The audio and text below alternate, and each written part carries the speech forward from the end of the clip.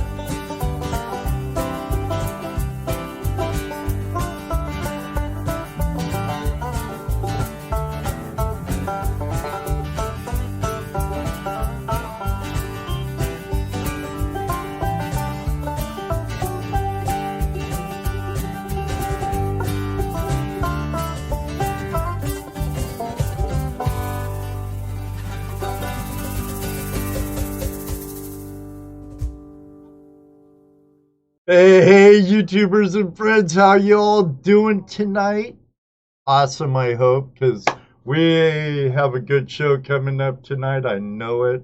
Our friends, the Greenhorn Miners, probably more sourdoughs now than they were a few months ago, are back from AK, and we have them here, and we're going to hear all about the chaos that went on. So don't go away. We'll be right back.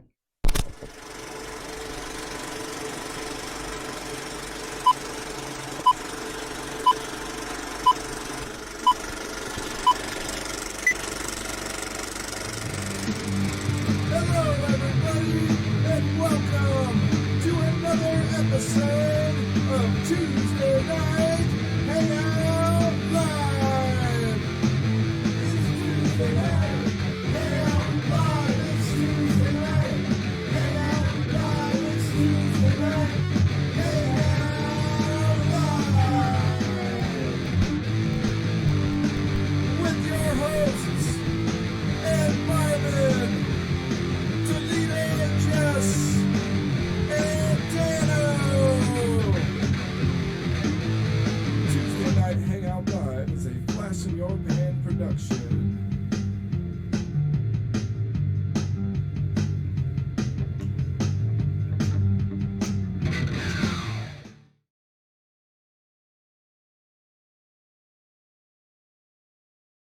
All right.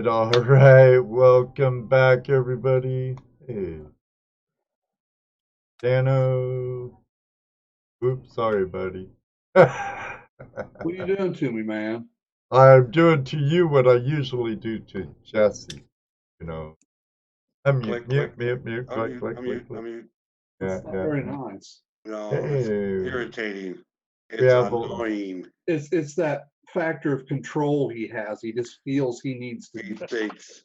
I'm in control. Hey, Flash fam, it's great to see you tonight. Let's take a minute or two to say hi to some people.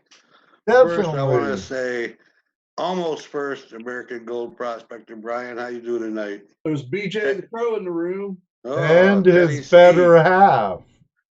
And then his better half. Susan Hamilton, she's in here. PJ the Crow's here. Better half Christy the Crow's here. Patrick, of course. Kent Flackler. Our favorite other Ed. A famous other Ed. And of course, Jaron in here. Oh, of course. In the room. Luke, how you doing, buddy? That reminds me.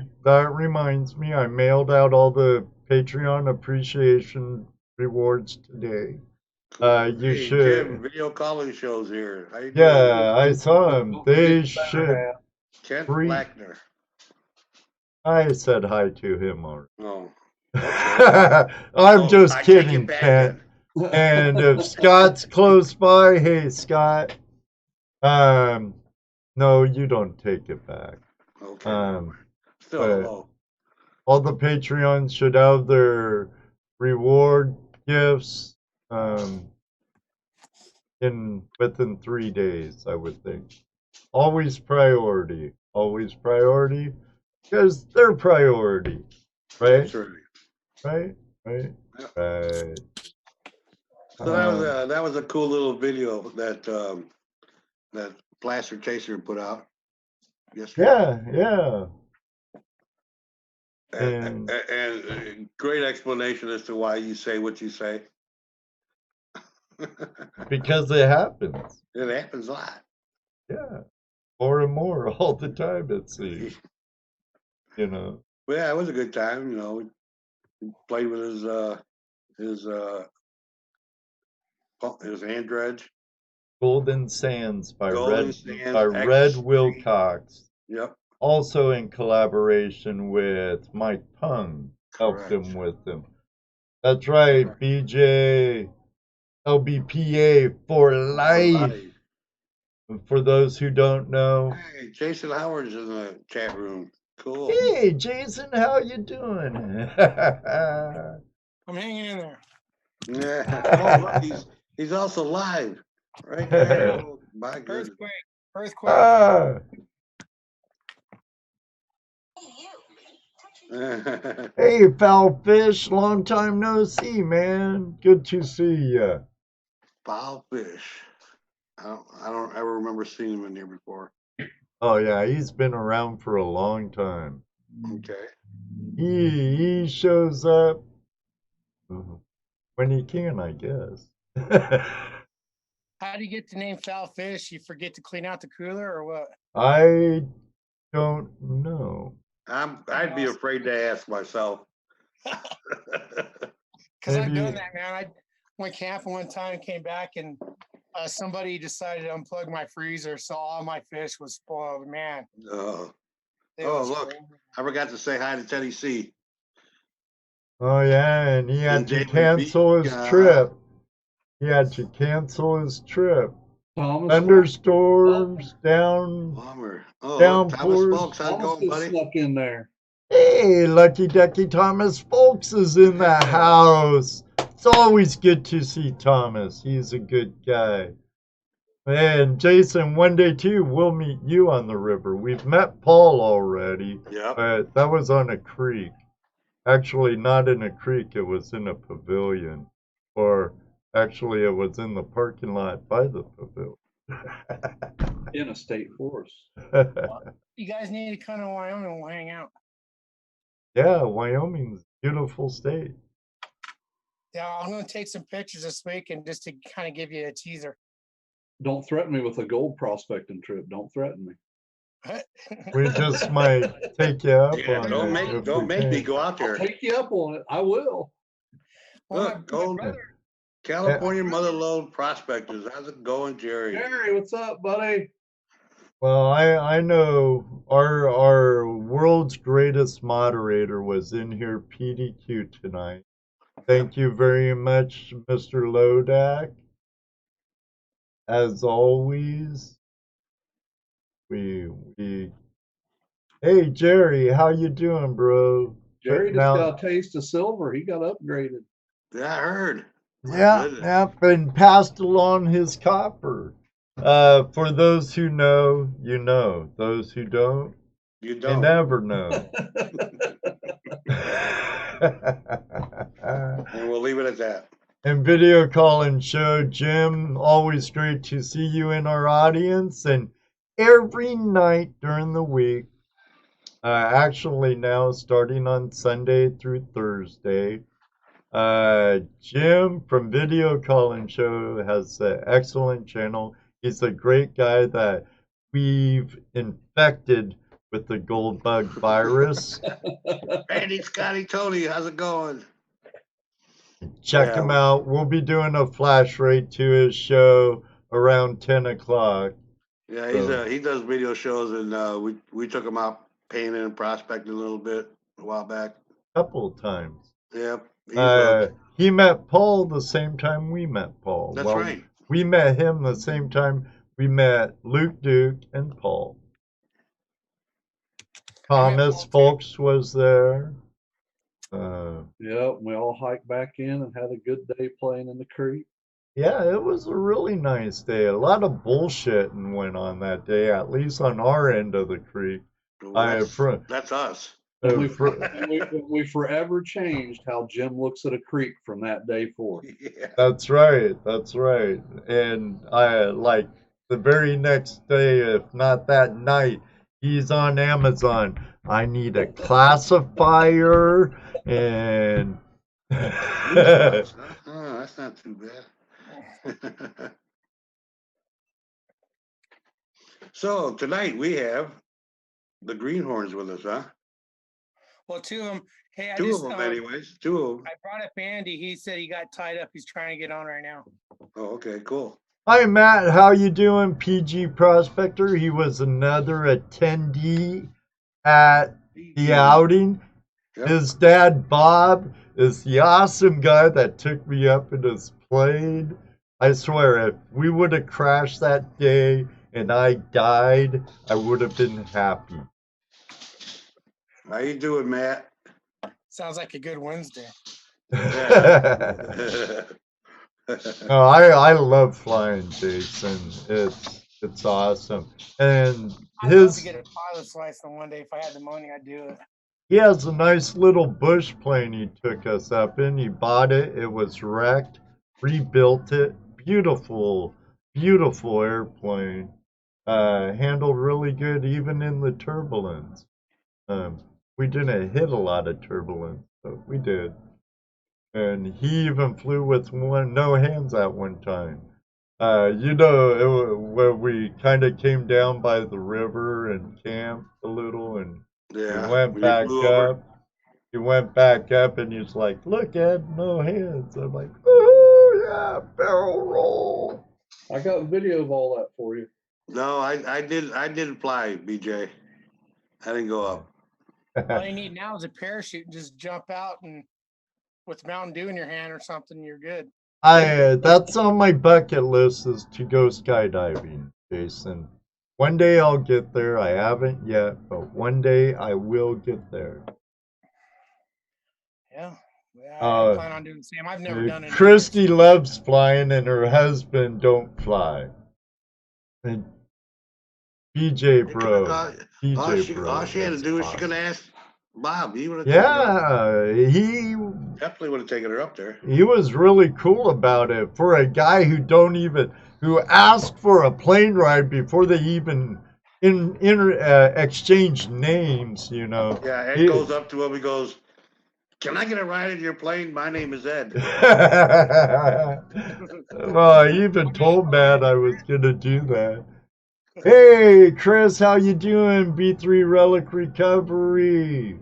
Hey, B3. Welcome to the show.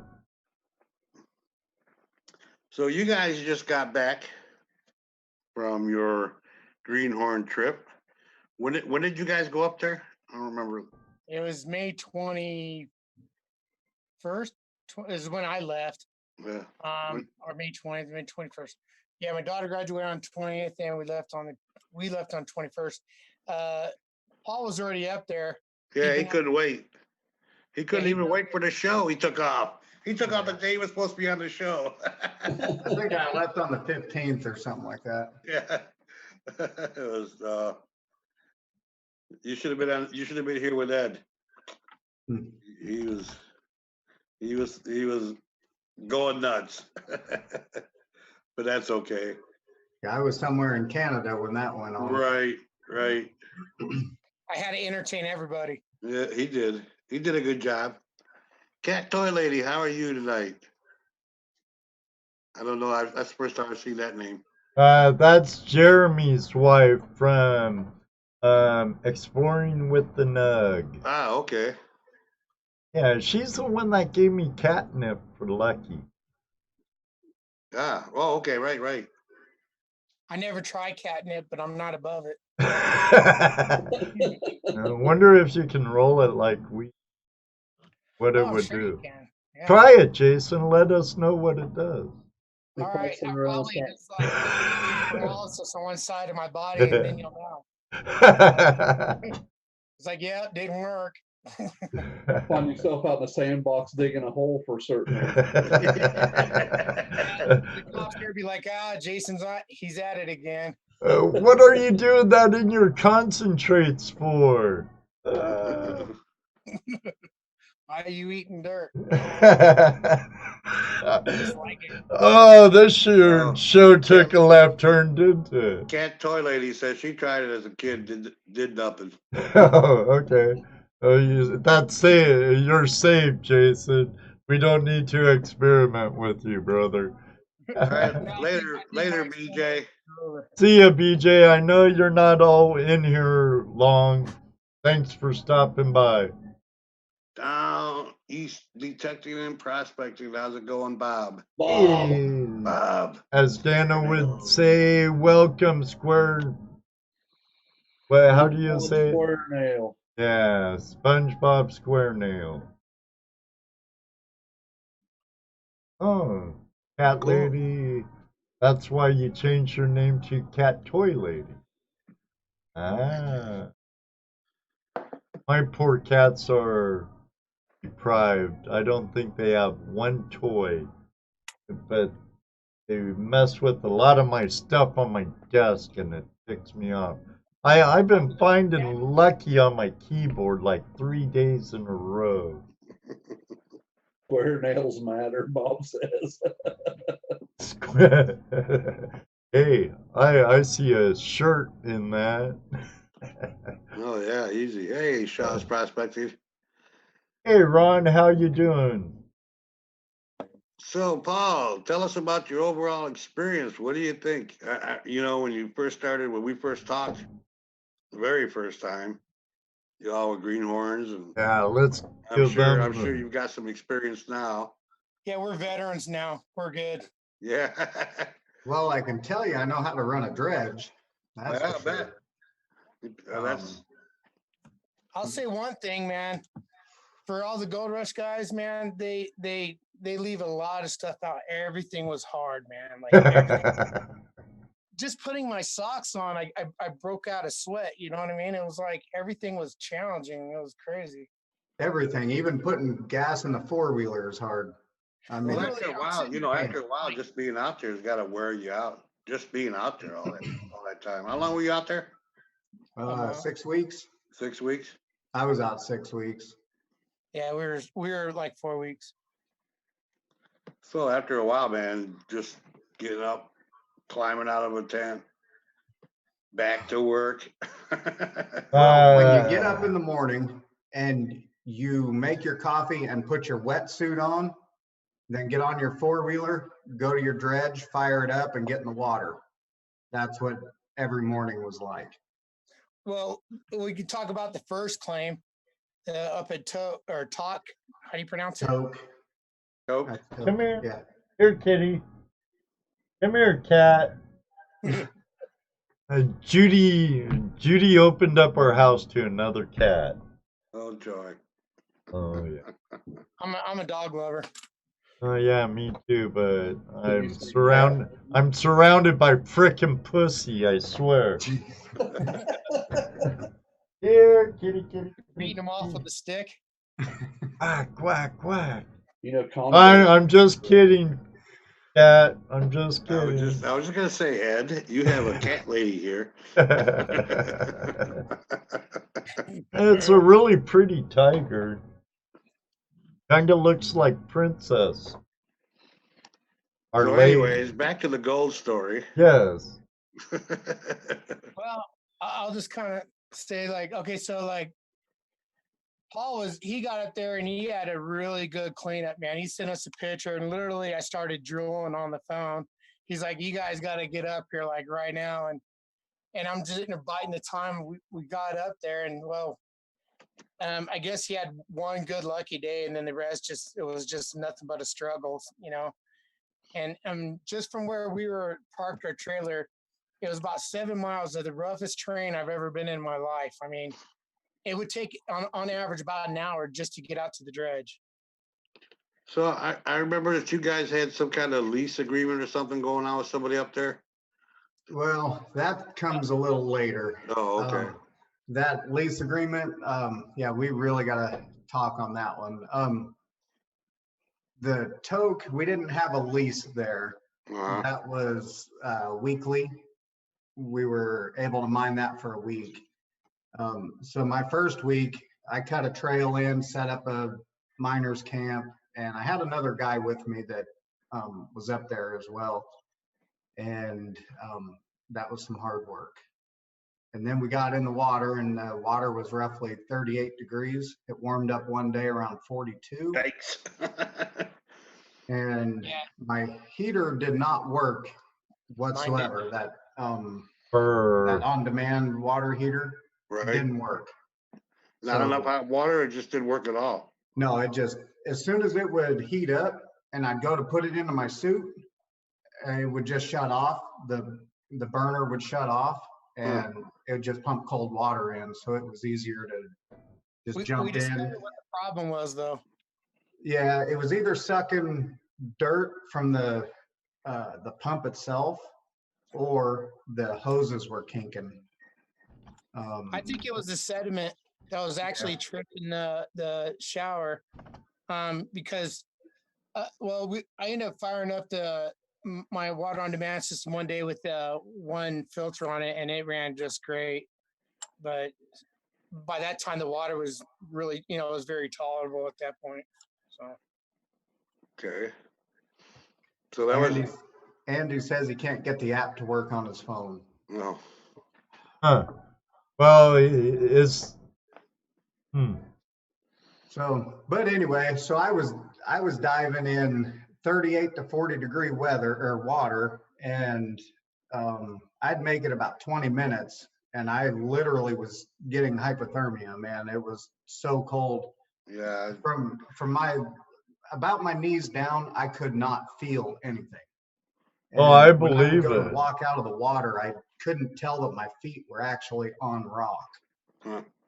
So then I'd go sit down with the propane burner and take my socks, and all that stuff off and try to warm up, and then I'd get back in the water again.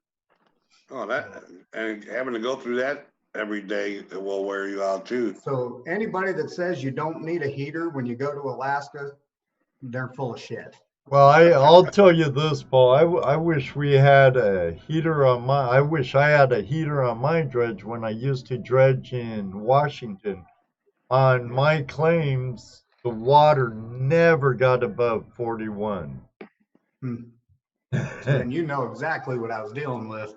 Oh yeah, I'd be like purple. And I had a 5 mil Farmer John full suit, so I had 10 mils in the chest, but still, even with my head mask or my headgear, I'd come out all purple lip and be like, boo, having a fire on in the canyon above the waterfall going, Can't warm up. Mhm. Yeah, we pretty much pushed it until we were on the borderline hypothermic, and then we get out and then do it again. And after just a couple cycles of that, you're ready to go back. But like I said, everything was heavy, like the boulders. I literally looked over at Paul one day. I was trying to get my dive suit off, and I literally had to stop and take a break. You know what I mean? Like I was so exhausted, and I'm just looking at him like, "Are you seeing any of this right now?" Because I was like, this was challenging, man. But you know, we all pushed through it. I can tell you one thing: there was no lack of effort on our part. We all three of us, man, we really put forth 100%. Vanessa Kitty, or what is that? Yeah, Vanessa Kitty. Vanessa Kitty wants to know if you wear any protective gear in the water. Like what? Wetsuit, What knee kind? pads, gloves, regulator, and a mask. Yeah, I had all a Everything. complete dive setup. I mean, from mask, full face mask with a regulator in it. I had 7 mil. What are those carbon? What's that bulletproof? Kevlar. Yeah, Kevlar gloves. So those were 7 mil Kevlar gloves, and then I had a 6.5 mil suit, and then my boots were 7 mil also, but that didn't work. I mean, like I said, knees down, couldn't feel them whatsoever. My problem was feet and hands. Yeah, my hands were fine. That's my always knees my down. problem too. My fingers. Oh, I mean, yeah. it's like, you know, you get down to that bedrock in certain places, and it's just, and you're chucking these rocks, and they're just destroying your dive suit and your gloves, So then Right. you're covering with tape, or what's that stuff you shoot on there? I even tried that liquid nail. I tried everything that, excuse me, duct tape. We went through a lot of duct tape just to Yeah. our fingertips and stuff. And then, hell, I think I went through 2 pairs of gloves. Andy went through 3. I don't know about Paul, but Oh, I believe it. They don't last long at all, do they, Jason? Now, speaking of fingers and stuff, our friend HD Shovelhead had a question about how many times did your fingers, let me see, get back if I can find it. If you have a question, either tag Jesse, Dano, or Ice. It helps us see it. How many times did you all get a smashed finger? Many times. I don't know about my fingers, but I did have a boulder come down on the top of my hand. Ow. And I rolled it out just in time, but it definitely woke me up, man. Yeah. Oh, I bet. But it was my dominant hand. Well, you don't want to mess that one up.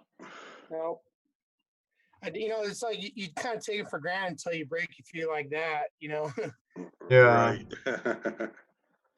Yeah, fingers and toes, man. And like I've had a lot of ankle injuries, and so then it's like, and I had mucks on because I was told like mucks are good.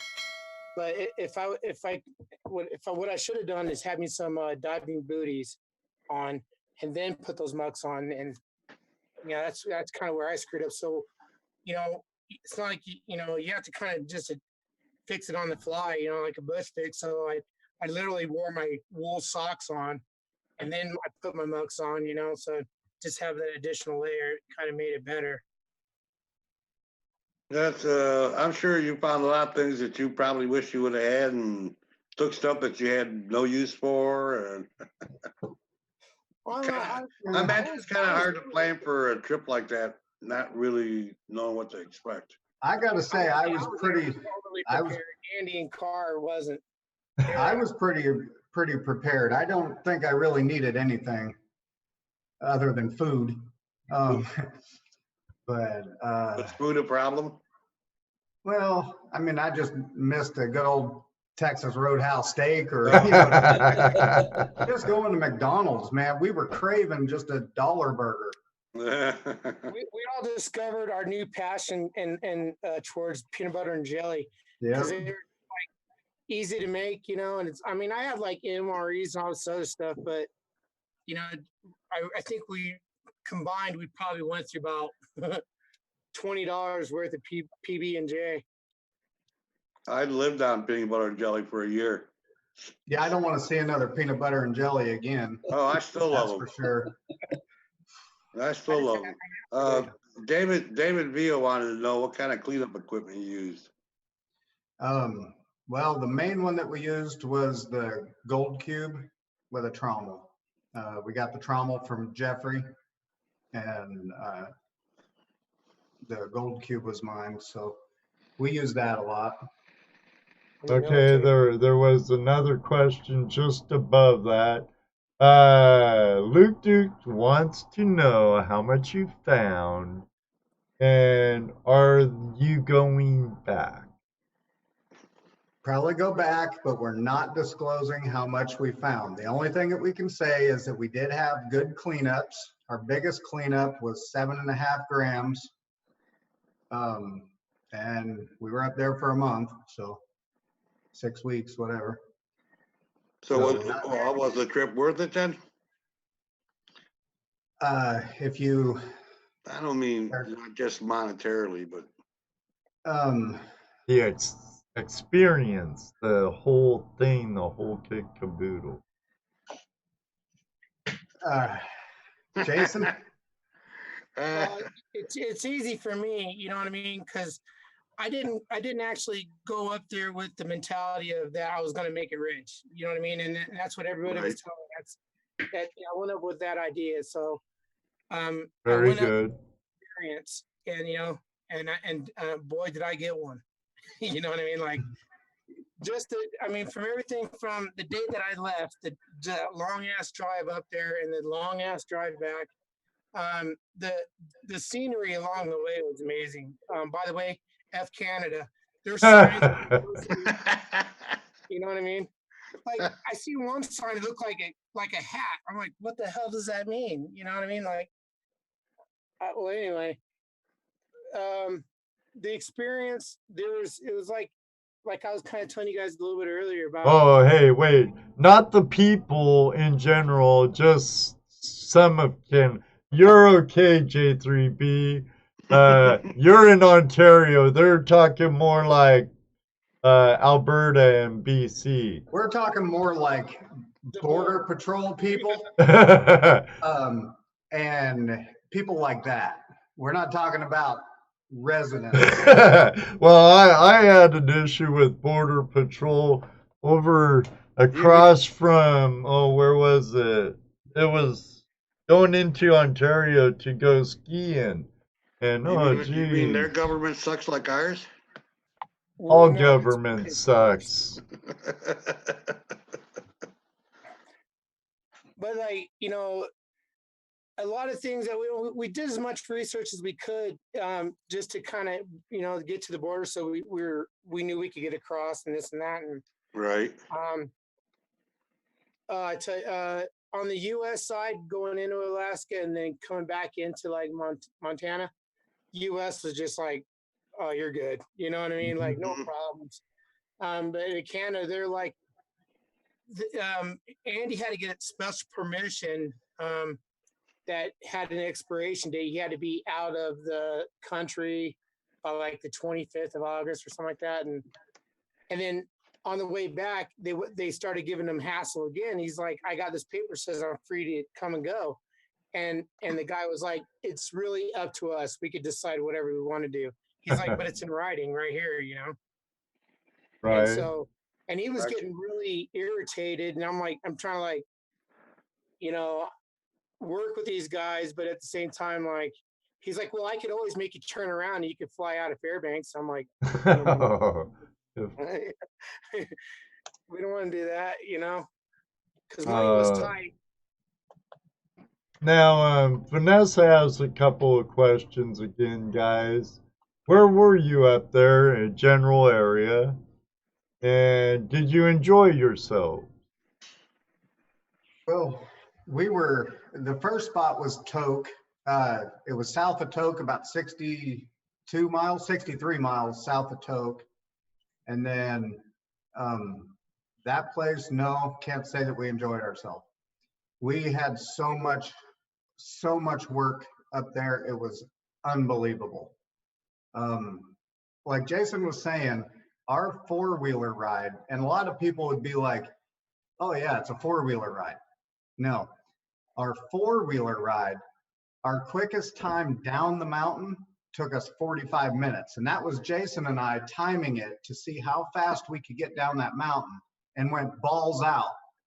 And Is it that took us when you 45 tipped minutes to over go the 7 miles. trailer? Do what? Is that when you tipped over the trailer? No, no, no. But I'll tell you what, no, that was not a fun area. I would never recommend anybody ever going there. That's not a good place to go. It got worse as the days went by, like being traveled and the mud. So what happened with all right, so we were actually withdrawing out of that area, and we're in the process of bringing my dredge back to our camp. And well, you don't want to take multiple trips, so you try to do everything in one trip. And I had this wagon, and just the wagon that I chose sucked. I'll just say this: it was a nightmare. The front tires would swivel, and Paul had a better wagon. He only had two wheels. And I think price wise, we probably paid close to the same. But I had four wheels, and I thought, it was really durable. But the fact that the front Those are tire, better than two. and then you drop down in these mud puddles, and you got to like accelerate out, and so all it did was just flip over, and they're looking at me like, what do we do? And I'm just like, I'm gonna have to climb in this mud. So it's like, because it's my stuff, you know what I mean? So that's what I did. I just jumped over there, and I think I heard him say there's no way he's going to be able to lift that up, but I did. I just pushed it up and got over on its wheels and got her out of there. But in the process, so when it bent over, it did bend the frame of my dredge, but we straightened it out with a torch, and I had my welder, so we got it back up to running. So Cool. Excellent. So the question with Toke, there is no gold there.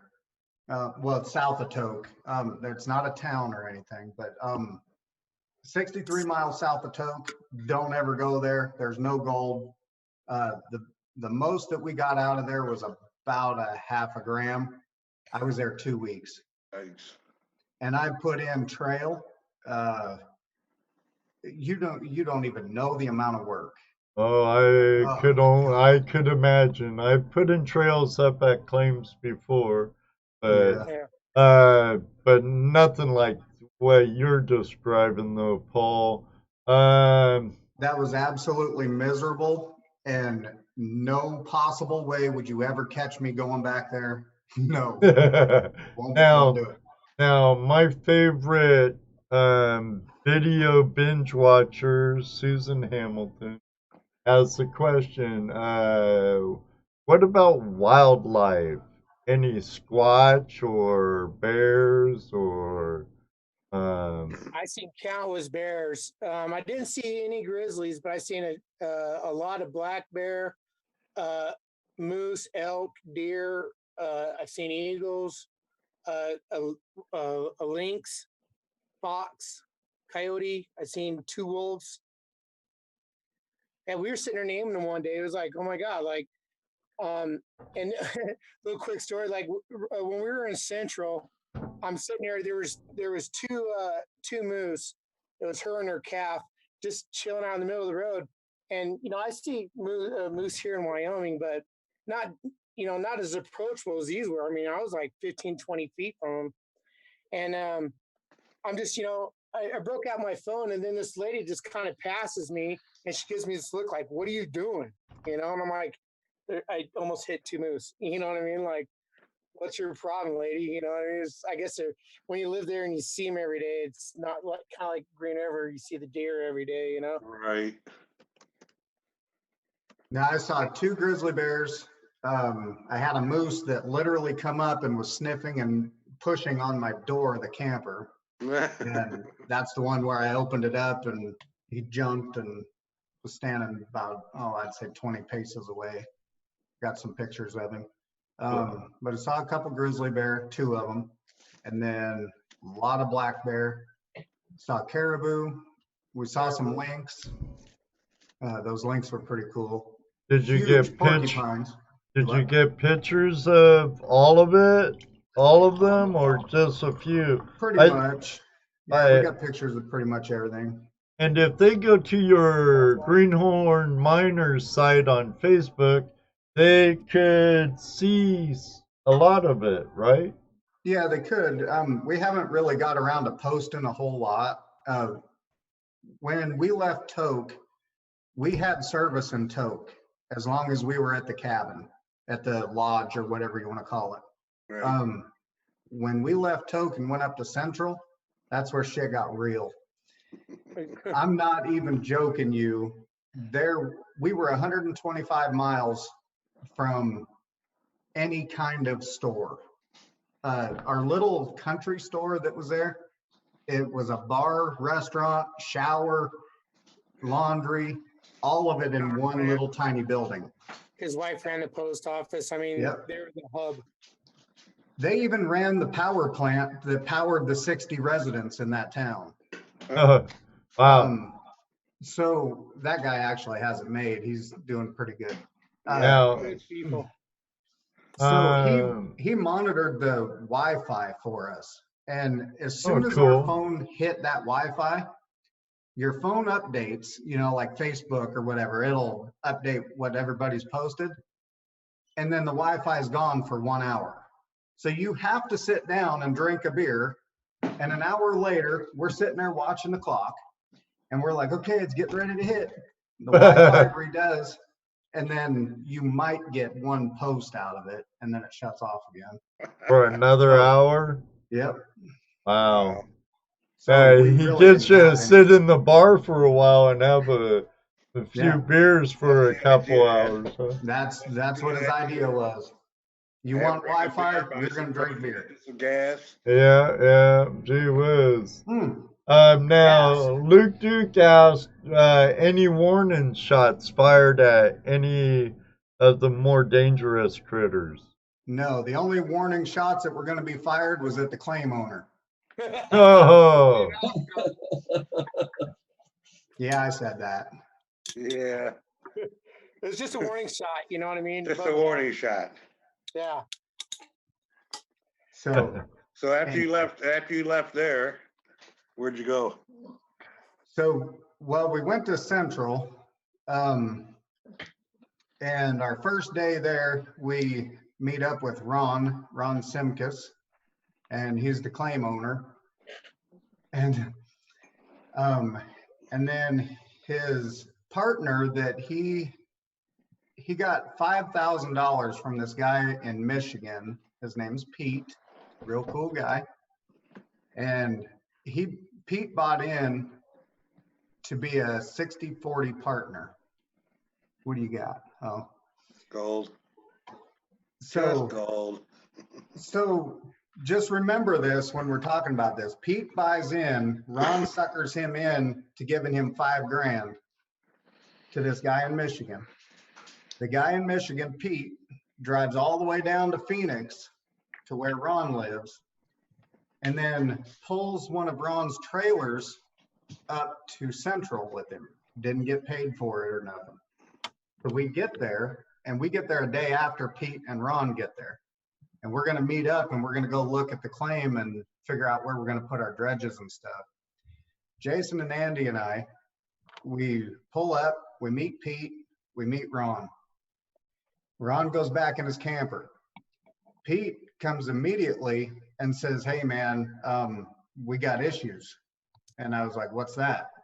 And he starts telling me that Ron don't know where his claim is at. He's never stepped foot on it. He has no idea. He don't even have the GPS coordinates to it. wow. They went out the day before and tried finding it. Oh God. So I'm sitting there, are you kidding? I said, we need to have Jason and Andy listening in on this. So they come and listen to it. And we decided we're just going to go in the morning and we're going to go look for this claim ourselves. So we go and short story, we go look for this claim. We find it, we think. And next to it, now these 40-acre claims, next to it is a 40-acre that has already been mined. And you need machinery. You've got to go in and dig down 20 feet to bedrock. So all this dirt's been pushed over here, and then they've mined it, and then all you got is tailings over here. Well, then you got what we think is Ron's claim, and it still has trees and all the overburden and all that stuff on it. We go up there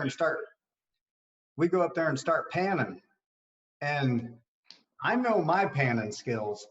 I can find gold, you know, and pretty much every pan around here, I can go out and pan somewhere and I'll have gold in my pan. Up there, we did that whole 40-acre and we didn't come up with a speck, not a speck of gold in that pan. And I got to looking around. I told the guys, I said, now there's a problem with this. I said, you've got this one mined out over here. They didn't go down 20 feet to bedrock for nothing. There's no gold in the top part of this creek. We're going to have to go 20 feet down to get it. So we go back to Ron.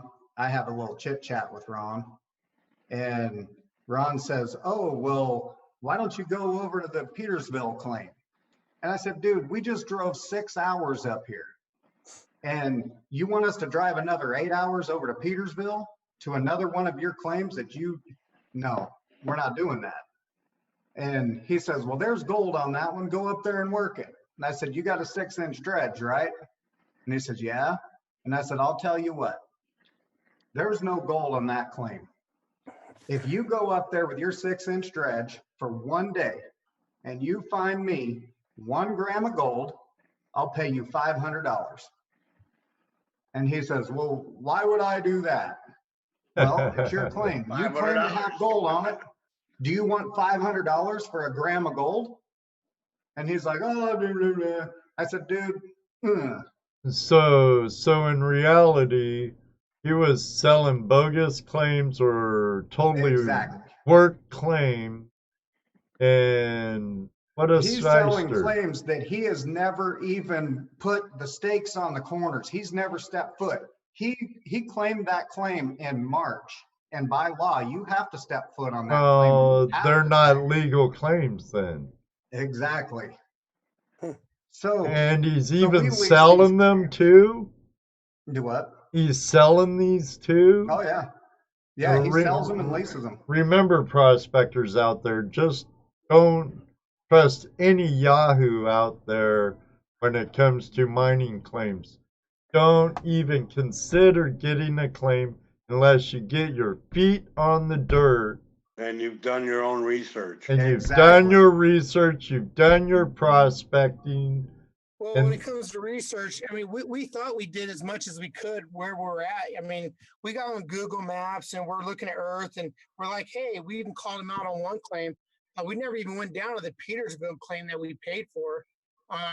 Because and then we found out he actually got like booted out of that area. Yeah, people are looking for him over there. Well, I mean, so we're new to this, so like the terms paper, or was it paper claimer, paper drum, right? So there's all these different scams, and he pretty much got us for about 2 or 3 of them, I'd say. So he's not an idiot. I mean, and he also sold Andy myself faulty gear. He initially told us that the claim was easy, accessible, and ready to dredge. And he never even stepped foot on it. So, and it wasn't what I found out from Pete. I don't know how true it is, but he says it wasn't 20 feet of overburden. It was actually 30 feet. Wow. So combined between the money he got from Paul, Andy, and myself, and Pete, another couple, Heidi and Rodney Lung, they're good. We met them, good people. really knowledgeable. You know, they were there just on a vacation, but I don't know. He got $5,000 out of Pete. He got around about close to $2,000 out of me, maybe 1,500 or so. I don't know how much out of Paul and Andy. He got about $1,000 out of him. So, and then he started posting pictures of his new camper and stuff, you know. And he didn't have the money to get up there from Arizona, I guess. And Yeah, Pete helped him drag his trailer up there for free. Oh, yeah. jeez. So See, that's the What a that to me shyster. is the epitome of mining the miner. mean, there's- Exactly. There's people who sell stuff to miners. That's all they do. They're not mining the miners or supplying goods. But what this guy seems to have done, from what you're saying, is He's that a he's crook. literally he's a crook. He's mining He's a the miner. crook. Right. Hey, I'm glad his side by side got stuck and then he ruined the clutch. That makes me happy. Well, you know, and what's weird, I mean, I don't know if I'd say weird. So after Ron and I had a little chit chat, we'll just put it that way. And I had him send me a written paper, not a paper, but it's written on a Facebook Messenger post that he will pay back Jason and Andy by the end of this season. He had two choices. I'm not going to get into it, but he had two choices. And one of them was to pay these guys back. The other one, not so good of a choice. So he took paying these two back. So I have that paper, and he said, as long as nobody bashes him. So we've kept quiet all this time. Now, Oh. And when we found out we were going on this show, we decided that the money that we've paid him is a drop in a hat compared to what we put out for this trip. right. So we would rather let the prospecting community know about this guy than get our money back from him, or even the option of getting our money back. Well, actually, you're not the first ones to mention this, anyways. You weren't the first ones to put this out. Yeah. You had a couple of your people that you met up there already put it out last week, I believe. Yeah. About this. So. Yeah, and we didn't say nothing because right.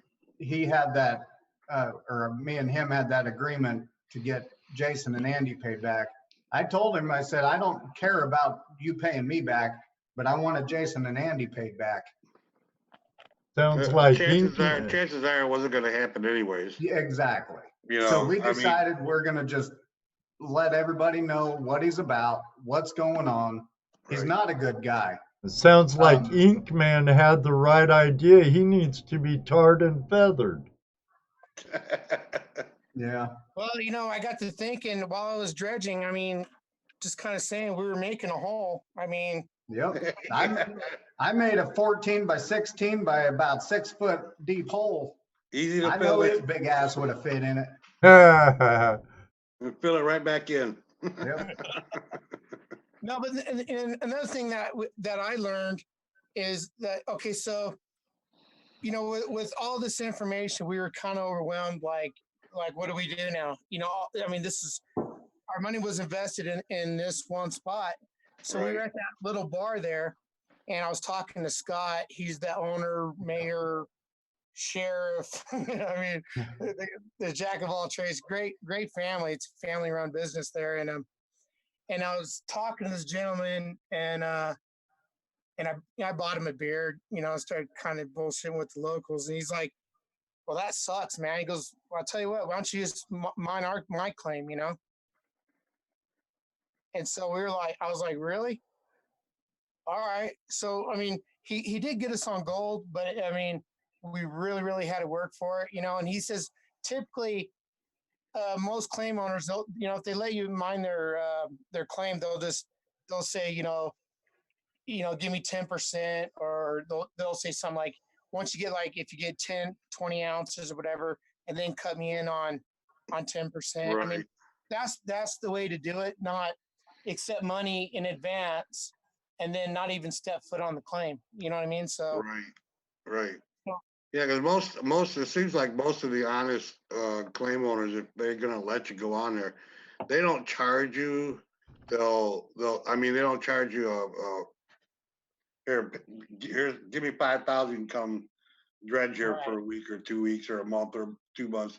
They'll take a percentage. It's probably more profitable for them to do it that way. And so, like, while we were there, we had a really, really good setup. We were kind of on, and then the mosquitoes came out. You know what I mean? Like, holy crap! Yeah, I remember you guys were all worried about the bears, but it wasn't the bears you need to worry about, was it? So I was talking to Andy one day, and I go, "Man, you're not going to believe this." I was like, "These mosquitoes." I said, one was on my arm, right, and I blew on it, and it lowered its body. Yeah. I've never seen anything like that. He goes, he said that he did the same thing, but the thing actually flipped over and then stood right back up. And I said, well, I got another one for you. I said, I was on the 4-wheeler doing about 30, and I looked at my hand, and there was one right there on my hand, just riding along, just sucking away. I was like, these things are, and so I got off out of the water, and then Andy stepped in, and I sat in my chair. I got my mosquito netting on, and I'm just kind of like taking a break, and I looked down. I'm not shitting you. Between on my thighs and both thighs, I probably had about 200 mosquitoes on me. Ooh, fresh meat. I'm like, man, it must be really sweet or something. They were even trying to get me through my mosquito netting. It was crazy. Relentless. Bloodthirsty animals. Yeah, they're like, oh my God, they're up.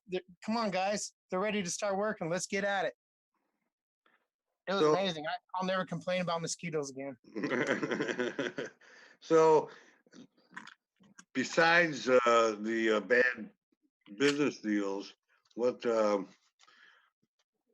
surprised you most about being up there and doing that? I mean, besides being ripped off and constantly tired. Like being surprised. What surprised me.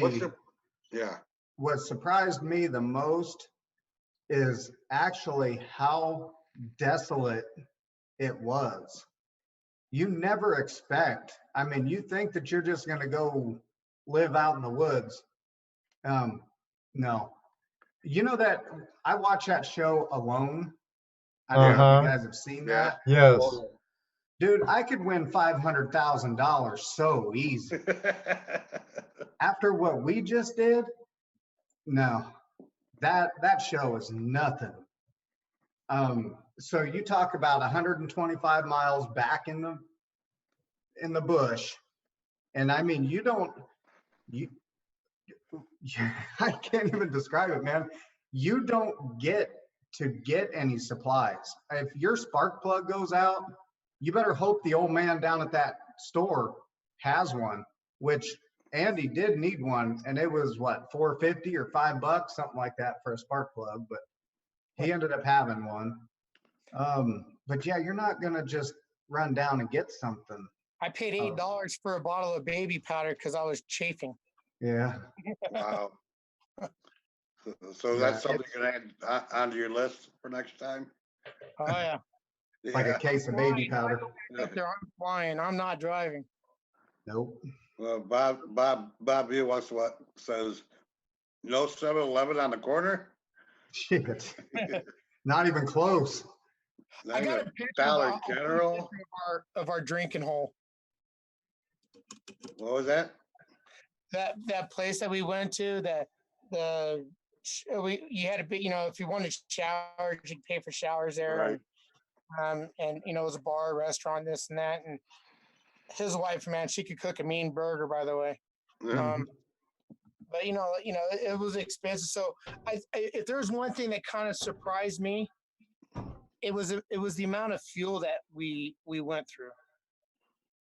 You know what I mean? Like, from the time I left, going up there, like, hell, me and Annie and myself, we were doing really good. We only paid like $400 in fuel to get us up from Wyoming up to Canada.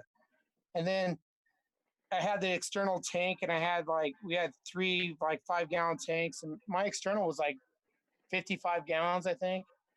And then my truck. So that was the idea, was to take advantage of U.S. fuel, try to get as far across Canada Right. before we got to start paying their prices, and the whole leader thing kind of screwed us up. We had an incident on the way up there where I don't know. I was tired. I've been driving, and Andy's like, "Hey, this is a good stop, and that's a pretty good price." I'm like, "All right, if you say so." You know what I mean? I'm like one-eyeing it, and then I'm like, something didn't really seem right, and then we got the grand total. It was like they wanted to charge us $600 and some dollars, almost $700 just to fill up my external tank in my truck. You know what I mean? And those 3 gas cans. I was like, we paid more in one fill up than the 4 or so just going up there. Wow. Yeah, so I mean that was devastating to the budget. You know what I mean? Like, so we had to learn the hard way on that one. But like on the day-to-day basis, running the dredge, running the 4-wheelers, especially up in Toke,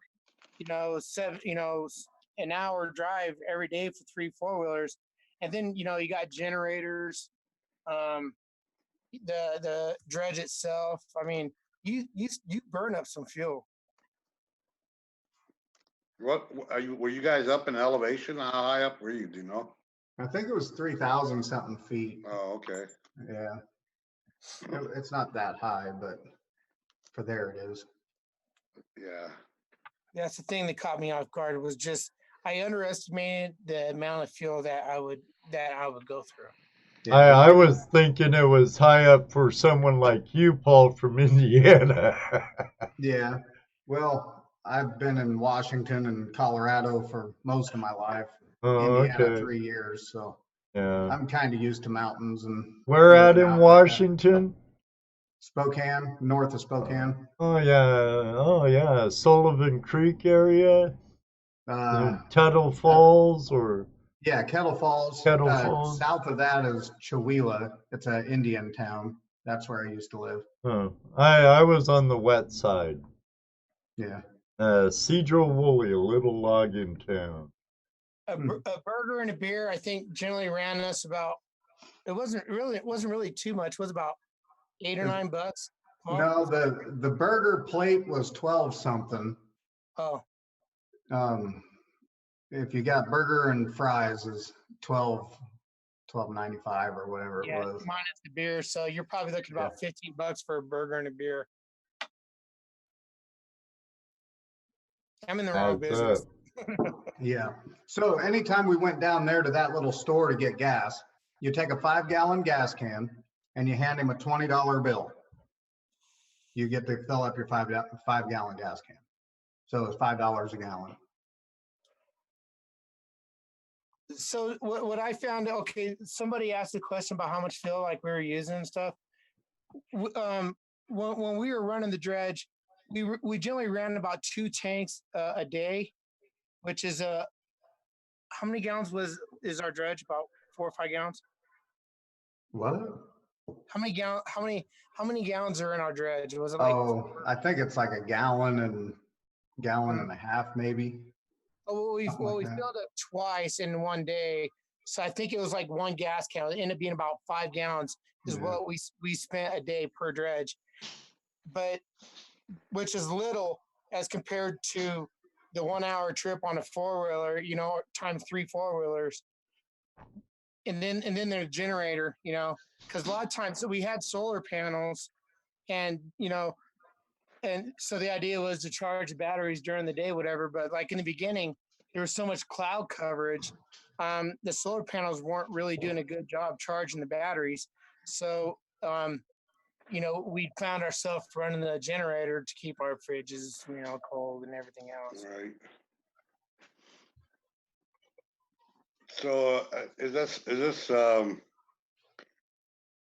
do you think you should have prepared a little bit more as far as getting a little more experience before you went up there? I don't know, man. Like, I've always kind of believed that you just kind of jump in it, and I've always learned as you go. I've always hands-on type of learning. In other words, sink or swim, right? Right. It's like the military kind of teaches that, Right. adapt, overcome. You adapt to the situations as they're presented to you, and then you come up with an alternative plan, and I mean, if you're a person that only thinks one-sided, then that's not the place to go. You have to come up with plan B, C, D, E, and G.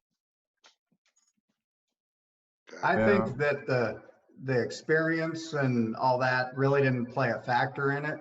I mean, if you got the intelligence to do it and all that, you're good to go. Right. It's not that. The main thing was, I guess, just being so far out. I'm just glad that I had Jason and Andy there, and the little bit that I did have, like the little country store. Other than that, man, if I was out there by myself, that'd be ruthless. Yeah. So that was probably the worst thing for you, was be out there so far away from anybody or anything. Yeah. Well, I know, like, I mean, I'll speak for myself, and Andy, because he's not on here, but maybe even Carr, but like, or anybody for that matter, you leave to do a mission like this, kind of unaware of, you don't have all the answers, and then you're leaving like family and things behind. So, and you might be 3,000, 4,000, 5, and for Andy's sake, I think it was like almost 5,000 miles away. Yeah. He's literally getting contacted, messages being sent to him, and by the time he gets it, it's a few days later, problems with the grandkids or something like that. So life is still going on, Right. behind you, relationships, kids, so, and literally, it's like being on deployment. Your hands are tied behind your back. You can't be there to answer, or to provide, give them the direction that they need. They kind of got to figure it out on their own, and then, so, it's a challenge because it's frustrating. You're trying to focus on finding gold. That's why you're there. Right. Meanwhile, you're thinking, the wife said that lawnmower won't work, so what's my yard going to look like when I get back? You know what I mean? Is the house going to be there? Is it going to be burnt down? I don't know. Right. I know when I left. Our buddy down east detecting and prospecting, Bob, he says they took a chance and had the adventures.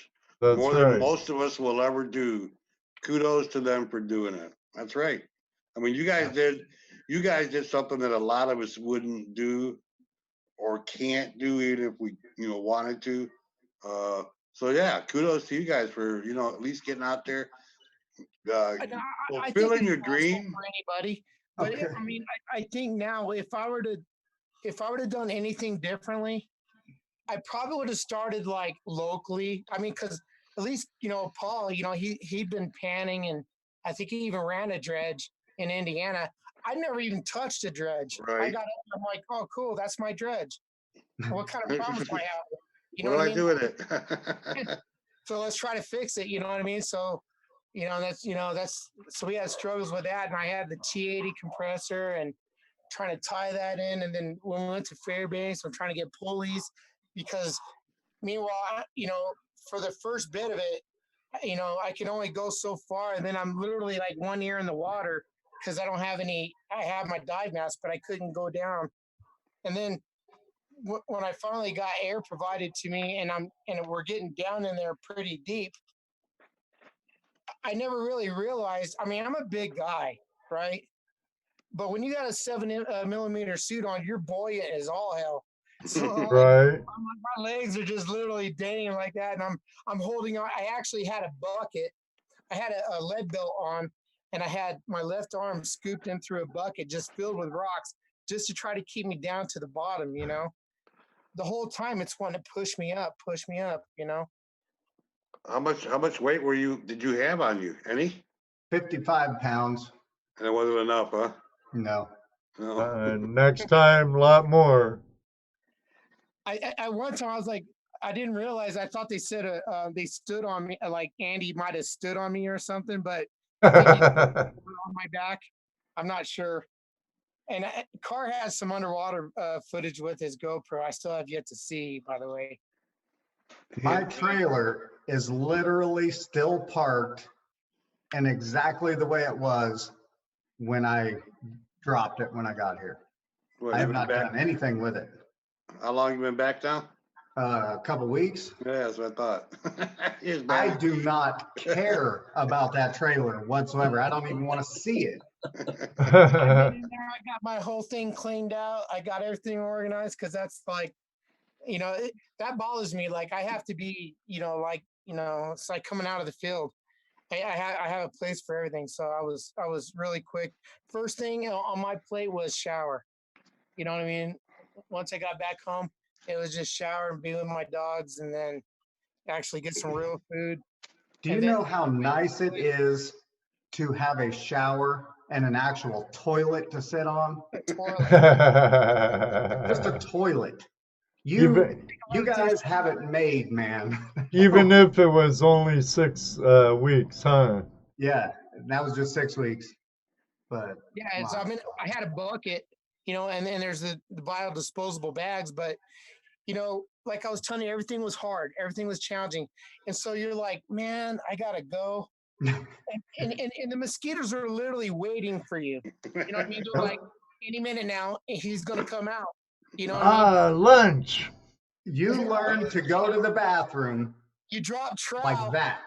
You drop trout, and they're literally on you as soon as you're walking out, and you still got to drop trout. And it's a race, you know what I mean? And then I'm not shitting you, like, pardon my French, but I looked at my hands one day on top of my hands, and I've been bit by so many mosquitoes, I developed bruises on the top of my hands. Yikes.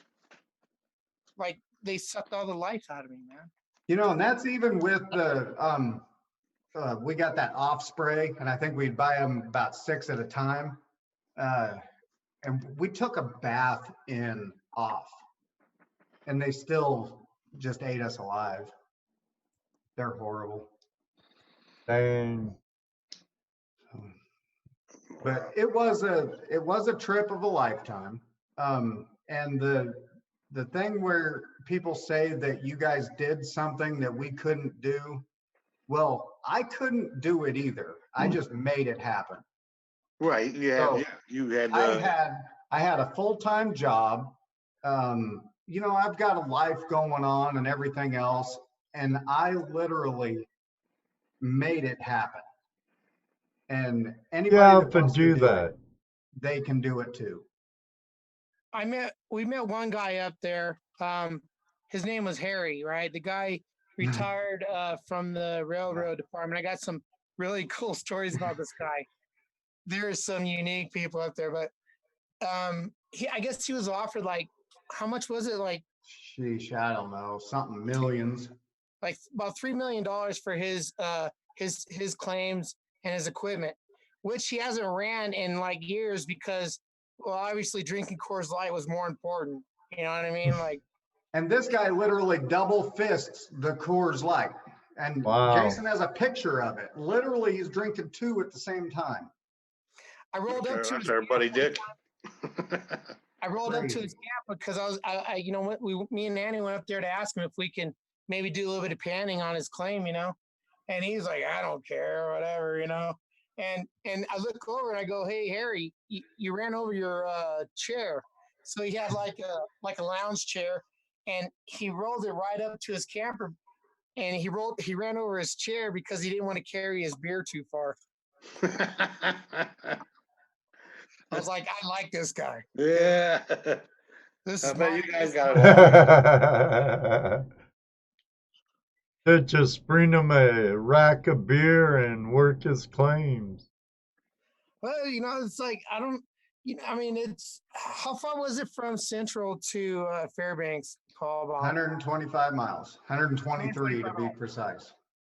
So, Harry would, he probably, if I was to guess, I bet you the guy went through about 2 cases of beer a day. Thanks. So I have to really step it up. I'm only like a case, you know what I mean? Like, I have a long way to go. Lightweight. But do you want to be like that guy? No, and actually, I've cut back drastically, but I get on with you guys. I feel like I just need to drink beer and bullshit. Oh, we're your excuse now. Yeah, you're the Yeah, reason why okay. I drink.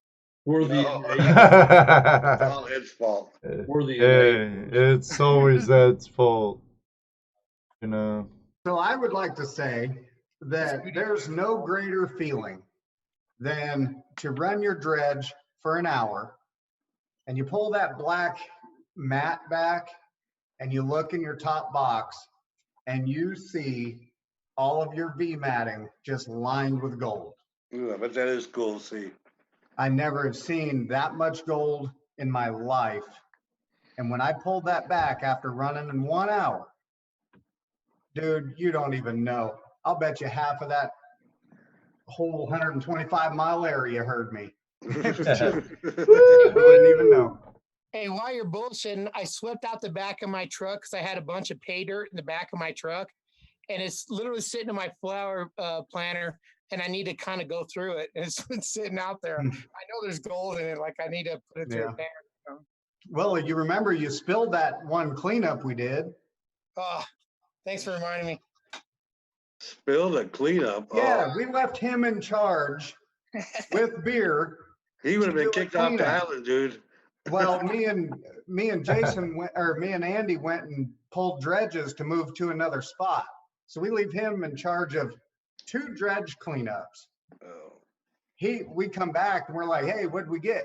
And he goes, spilled it. I was like, you gotta be kidding me, man. But Oh, I spilled it in a man. container, not on the floor or nothing. Yeah, we got Oh, Contained. I just had to run it back through. That's all. yeah. well, that's good at least. Like little things like, you know, you have a vial of gold and you want to put it in a pan, you know, and, you know, you got to really, really agitate and then drop it in there, you know, and try to get all, I mean, it's just, you know, and I think before I even went up there, I've only panned like twice, you know what I mean? So, you know, Paul really taught me how to pan, and I did it so much that I got, it's like second nature now, you know? So that other question about what cleanup stuff that we used, equipment, we used the Miller table for the final. So that was the other one. So you use cube and a Miller table. Yeah. Well, you needed some dream map for that gold cube. You guys sent me that dream mat. Did Did you use use there? it? No, actually I did not. I still have it and I need to get that back to you because I'm probably going to sell that gold cube. Oh. I'm going to go a different route. So just so you know, I'll send that back to you. Well, we'll see you sometime soon. Yeah. But I still have it. Okay, not a But problem. the gold cube, I think that we ended up losing gold with that. No surprise. Yeah, we found gold clear down, I'd say within the last 2 inches of the last tray. Right. And I wasn't very impressed with that gold cube. Well, it's actually got the wrong kind of mat in it. You should have replaced Yeah. the mat. You would have Yeah, I just because didn't have time. It just never happened. right. Yeah, it just didn't happen. I had the wrong matting in my dredge too. I know it. What'd What'd you you have? use? I can't remember the name of it. Like, so when I went over there and talked to Harry, you know, and I seen his matting, it was a lot deeper. And It was the deep mine V mat. yeah, it was a V mat. Mine was not as deep as his was, you know. And he said that he actually would run that V matting all the way down his dredge, all the way down to the end. And where we were at in Central, there was a hot springs kind of close by, and he said that he would use the hot springs to clean up his miner's moss. Oh. Hot springs to clean up his miner's moss. Yep. He said that because like that warm water, it kind of like loosened up that plastic, you know, and it made it a lot more pliable. So it just fell right out of there with warm water. Cool. I mean, so like there's so many little things that, like that, like you pick up along the way. And a lot of it too is just, by sitting there talking to the locals. And that guy Scott, the one that let us mine his claim, and even stay in his cabin. We stayed in his cabin. That was pretty. Paul was up on the hill. Annie and I stayed in the cabin, but down there, I think we actually had our best gold down there. We had our best down there. And the only reason we didn't stay there is because that water dried up and the mosquitoes were horrible. Yeah, the creek was The drying up. mosquitoes were your biggest problem, huh? Shit. Well, no, it was a claim owner. Oh, Doggone crooked claim owner. Mustn't forget him. He sucked us more than the mosquitoes did. Well, that really sucks. That Yeah, really sucks. Literally. It's personally, I don't consider it a loss. You know what I mean? Like I said, I went up there for the experience, and and there's so many like just little side stories, and like bonding moments, meeting the locals, even a lot of the Canadians along the way up there. Really good people. I just don't like the Canadian border people, but there was one hottie that worked there. Oh my gosh, she could have been a Victoria's Secret model. I mean, she was amazing. She was so distracting. I was hoping to give her a cavity check, but anyway. Anyways. I didn't get that opportunity. Anyway. So how many tire patches did you have to put on your girlfriend while you were up there, Jason? Well, believe it or not, we were too busy dredging. But I do believe I shoved her in front of the camper, and we didn't have any bears entering our camp after that. Tire slimed her so she wouldn't leak. Right. So I mean, if anything, she was a good bear deterrent. There you go. Bob Dick wants to know if she was a redhead. Best $7 I ever spent. Thank you, Amazon. They sell everything. No, she's a blonde. She's a blonde. You want to see? Yeah. Can I bring her up? Can you want to see her? It's up to you. It's pretty scary that he carries her around everywhere he goes. It's scary that he still has her clothes. Is she a true blonde? Yeah. I mean, say hi, Booty Judy. She's really light though, so. But hey. Oh I was boy. the comic relief. I know that's hard to believe. Tim says, I know that chick. Everybody knows Booty Judy. Well, no, No, not everybody. Jason Well, does. she got to know a lot of people. Surprised you didn't get her signed by everyone you met. That's what I should have done while you're bullshitting.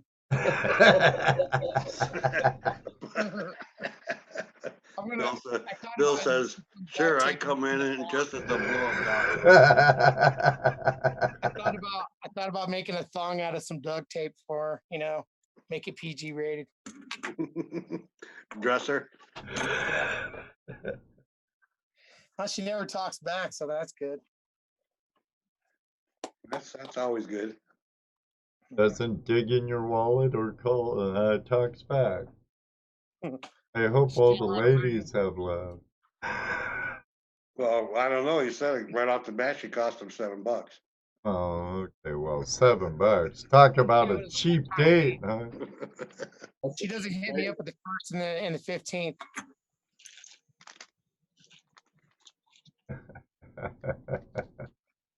And she's been fixed, right? No No baby Child booty support. Judies. No.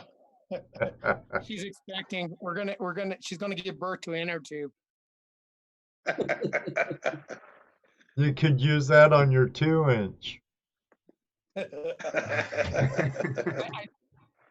I tried getting a car with a couple things. I brought a fake snake up there, and he found it, ruined it completely for me. I was gonna, Yeah, and then you left it hanging on my trailer and I had to remove it. Remember that? yeah, I did. So I did get you at the end, but what I was gonna do is I was gonna get some fishing line, and while you were dredging, I was gonna like bring it right across your face. Dude, I would have sucked in every bit of water there. That would have been good. I would have died. No, not good. Tim Taps, big question. Has she made you a sandwich? And Jelly. Peanut butter and jelly. Ohio Relic Hunter Bill, you need 2 of those. Use them for dredge floats. Like, right? Just one on each side. Yeah. Maybe. Okay. never mind. Bill. That was a good one. I'm glad everybody got a kick out of Booty Judy. Yeah, I'm sure you. Yeah, I'm sure you did too up there. You know, believe it or not, like it was good at first, and then I just kind of forgot about it. Then she kind of got in the way, but I don't have to throw her away. You know what I mean? Always tripping over and stuff. Like right now, she's like right in the middle of the dang floor. You know, it's like I'll probably trip over in a little bit. I just don't have the heart to throw away. You know, maybe I'll try to sell her on Facebook or something. I'll get There you Progress go. Mobile to sign it.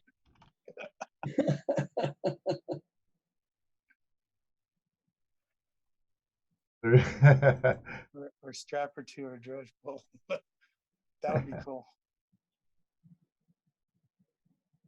There you go. So it's pouring down rain here right now. Oh, we had a whirlwind of a storm rage through here about a half hour before the show, and all I could think about was losing power. Oh, we don't My need to lights have been lose flickering a little power. bit here too. Stretch the cords, the neighbor's got the generator. Yeah. How many active fires are in Alaska right now? I heard there was over 100. Yeah, I heard something about some fires up there right now too. They're saying it's so goddamn hot up there, like it's unbearable. Well, they were up to 90 degrees here a couple of weeks ago. Mhm. Was it a couple of weeks or even last week? You know, Stephen, he's on our Facebook page, Stephen John True. He's up there in Anchorage. He's saying that whole state's on fire. Huh. It's horrible. Guy Matthew, Scott's son over at that little place we used to get our burgers at, he was telling me that there was like 100 active fires. And that was, I think that was about 4 or 5 days ago. He told me that. Wow. And I know why they call it Deadwood. We went after we left the tow claim, we actually went to another claim. We went to a public claim. We've seen some really good cleanups over there, so we figured we'd give it a shot over there. And yeah, I don't know. We made a really impressive hole. Hey, you got something accomplished, huh?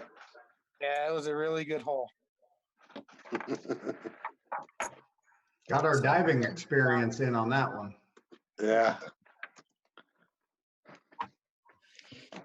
Yeah, and then it was time to basically wrap it up because funds were tight and couldn't afford the fuel anymore. And I mean, the way we figured, right, we had to getting at least 4 grams a day. But when you get nothing, good cleanup, nothing. I mean, you kind of need something to offset it in the middle, to make it worth your while.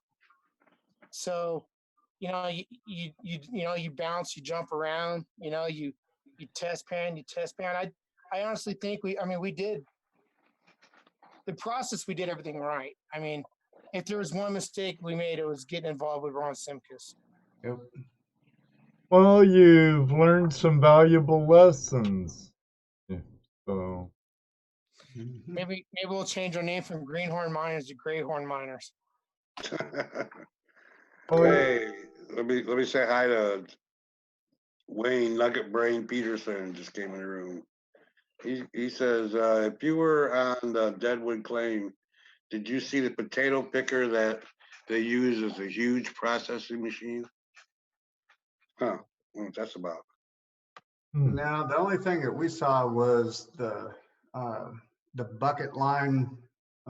What's that thing called? It's Bucket kinda like an line ex- dredge. No, it wasn't a dredge, but it was like an excavator with a cable bucket on it. Oh, drag The line. drag line. Drag Yeah. line. Yeah. Yep. Drag line dredge. I tell That's you what, that might be what he's talking about. I don't know. the guy that let us mine his claim, I got pictures of it. I'll post it or send it to you guys. But what he did was I'd never seen anything like it. So like those articulating road scrapers. Oh yeah. So he basically took the guts of it off and set a wash plant on it. And like an excavator, it's got the poles that come down to stabilize it. So literally moving his entire plant takes less than 2 minutes. Yeah, you guys know them earth movers that's a scraper? Right. That's what he used as the body of it. Huh. And he basically welded a frame and just basically dropped a trommel and everything right on it, right in the middle of it. So if he wants to move it, he just jumps on it, drives it, and parks it, puts down the feet, just like a crane, it has the feet on it, Right. hydraulic And feet. he averaged about, I think he told me he usually averages about 1 to 2 ounces an hour. Yeah, Well, you he would said have on a slow day, 4 ounces a day. And that's a minimal day. So what's it cost them to operate that? 3 ounces? $150 in diesel fuel a day. How much? 150. No, I think it was 250, wasn't it? No, it was 150. No, I think it was 250. I want to say it was 150. I don't know. I think it was 250, but I mean, I don't know. But it wasn't a lot. He was doing pretty good. He was doing good, in other words. Yeah, he's just running an excavator. Right. So however long that, or however much diesel that burns. Yeah. What's this link that Bob put in the room? Sorry, guys. And that his plant. Yeah. So generally he was only running 2 pieces of equipment nonstop. And that was, I think it was 250 gallons a day. 250 gallons a day. Yes, because he did run the 2. Once he got it cleared, he was running 2 excavators and the wash plant. And I believe it was 250 gallons a day. and he welcomed us up there. If you ever want to go up there and do some real mining, he said, we're welcome to go up there. And he has enough claims that he's going to be working until he dies. Him and his son. Yep. Nice. Wayne says he uses it on the earth scraper to clean off the overburden, then run it in that big wash plant is actually a potato picker from Idaho. Met him years ago, 2010, when I worked on Deadwood Creek. Are we talking about Scott? I believe so. Okay. It's not a potato picker though. I mean, maybe that's a nickname for it, but he told me what it was. I got pictures of it. I could send it to you. I would just put them on the page. Those are pretty good pictures. Well, one kind of really doesn't give it justice for this. So I'm glad I took 2. Maybe Andy has a better picture than I got, but it'll give you the gist of it. Yeah, we should start posting some pictures on there. Yeah, I'm sure everybody's waiting. Yeah. No doubt. Or you could just do what Ed does. It's an editing. That's videos, though. Oh. I need So to invest they're editing the video, the pictures too. They're in editing. See? Yeah, right.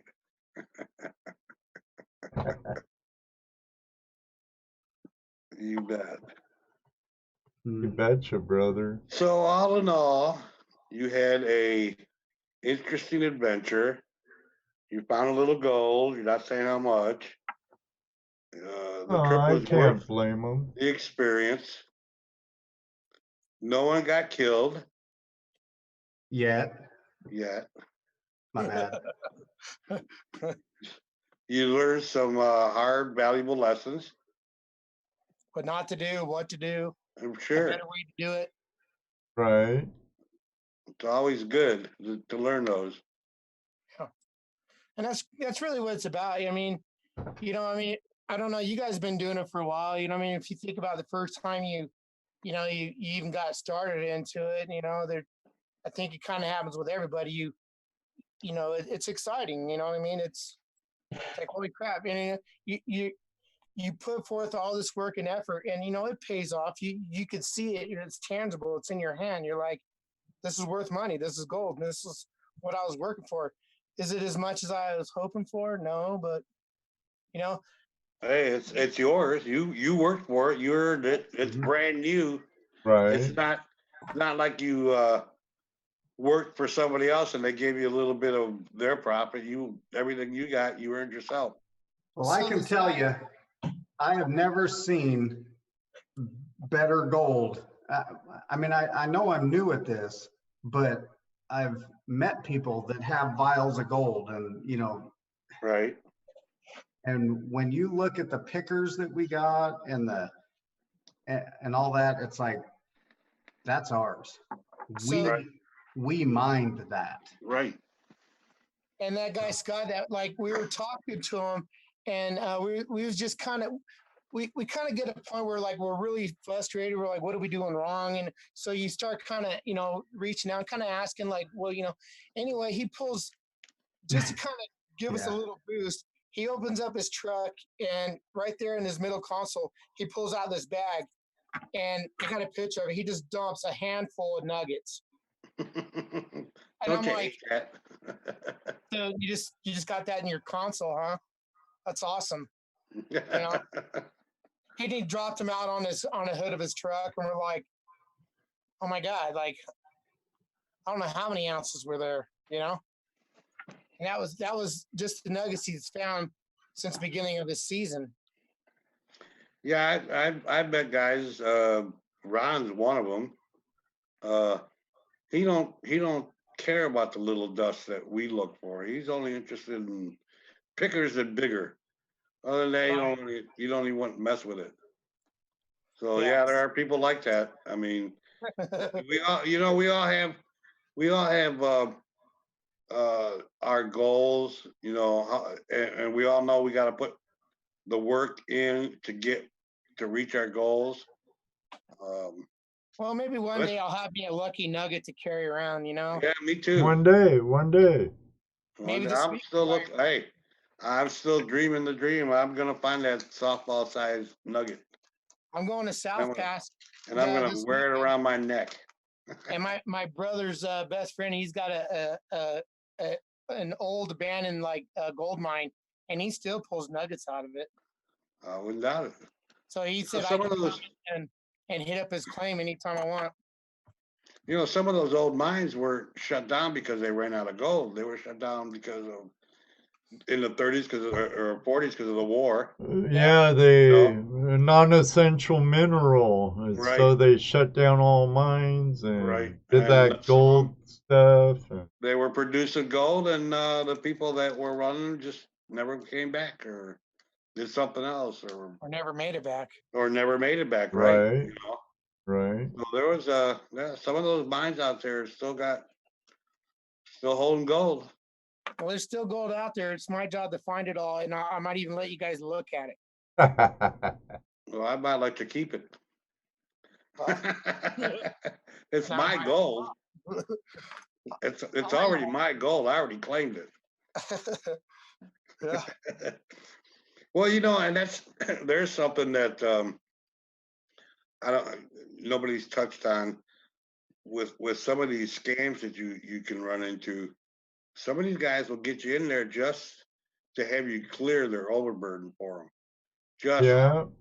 Just to have you do the hard work, and then they say, okay, you're done. buy, and then they go in and start picking the gold out. Okay, so with you saying that right there, on our first claim that we went to south of Toke, Mm-hmm. that old man literally used us to break trail 7.5 miles to Porcupine Creek so he could get other suckers in there to pay him his money. Right. And now, and they'll have it. They'll have, and he even probably knows where the good spot for the gold is. There's no gold there. Well, No, there really isn't. really, You asked that guy, show me a picture of gold that has come out of here. You know, he owns 425,000 acres of claims. wow. That is no joke. He really does. And Oh, there's no gold there. if they're claims and not patented, are they patented claims or are they federal mining claims? Okay. They're 160 acres. I think they're federal. I don't know. I don't really know the difference. Well, a patented claim, once you go through your patent procedures and paperwork, you become the owner of the land. It becomes private property. If Then it's no, that's not. well, No, that that's not means for all that land, he's still paying the cost it is to file it every year at the county seat. He's also paying his fees every year to the BLM. Right. So he's using you guys for his assessment work also. Exactly. He needed us to do a log, let him know what claim we were on, GPS coordinates, and how much time we spent on it and what we found on it. Yeah, he was using you to do his assessment work to keep his paperwork up to date. Most definitely. Bob Villa says he's working your dreams to his good. Yeah. Yes. I mean, and I can tell you in 2 weeks.